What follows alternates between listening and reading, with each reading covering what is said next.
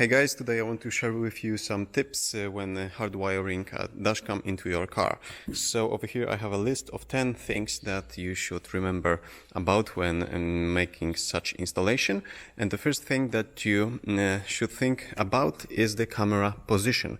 So you should make sure that the camera is within the wipers range. So when it's snow, when it's raining, you want the camera to be in the area that's wiped by your wipers. So if you position it over here, for example, it will not have a clear vision of what's in front of the car, because your wiper range is right over here. Most likely you want your camera to be positioned somewhere in the middle of the car, but you have to keep in mind that your rear view mirror is often equipped with a front-facing light sensor for the auto dimming feature.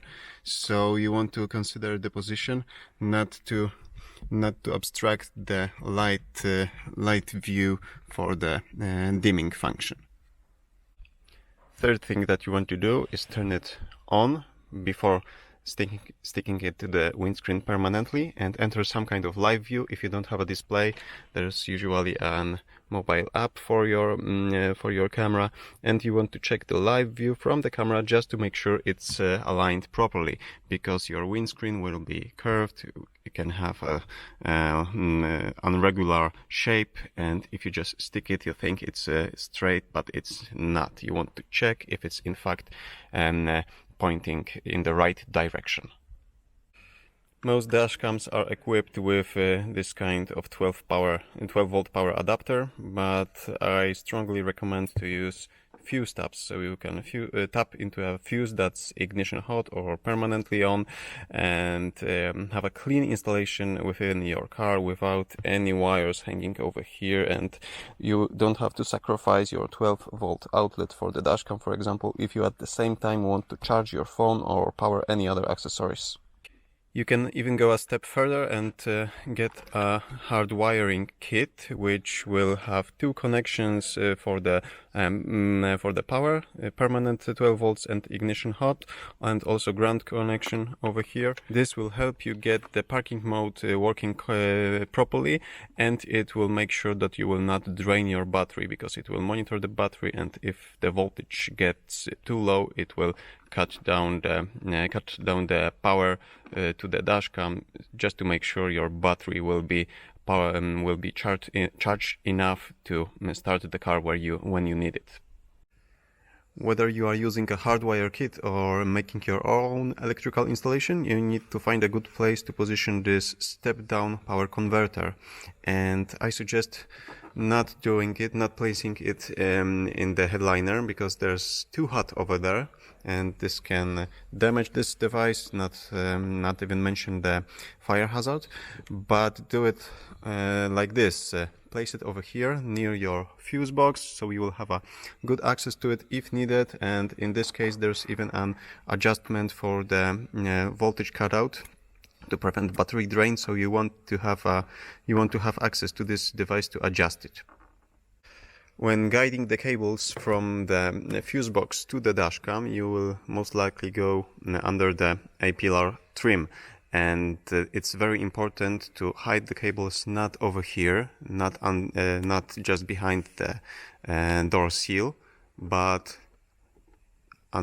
behind the actual A-pillar cover. Because if you just hide the wire over here, it will create a little bump, and you will have wind noise in your cabin, because your doors will not sit properly because of the seals with a different shape caused by the cable behind it. And in some cases you will even have water damage, because this will not be sealed.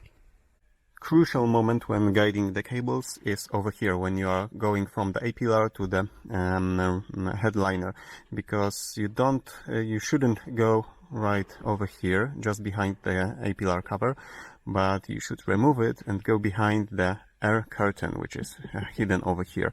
If an accident happen, you will have a lot of things going on over here. So the airbag will be deployed, and you don't want the cable to obstruct it in any way. So you need the cable to go behind the air curtain.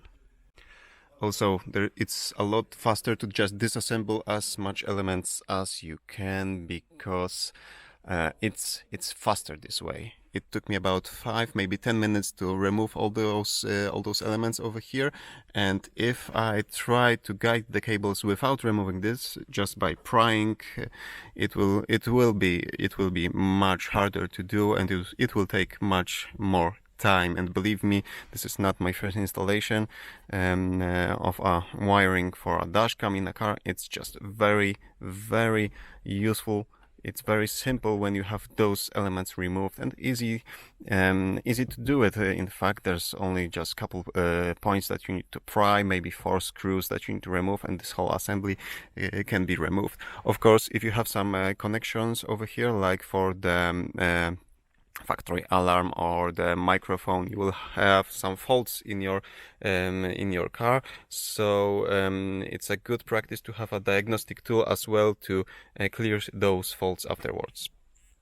And last thing, you want to keep your hands clean, especially when working with car interior. If you have something in gray or beige color, you'll leave marks if you don't clean your hands properly.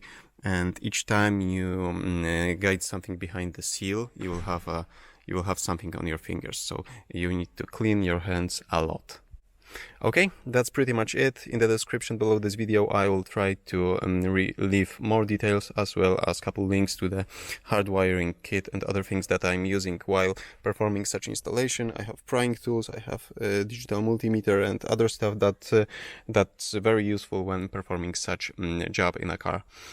Give me a thumbs up if you like those 10 simple tips, and subscribe for future videos. See you soon.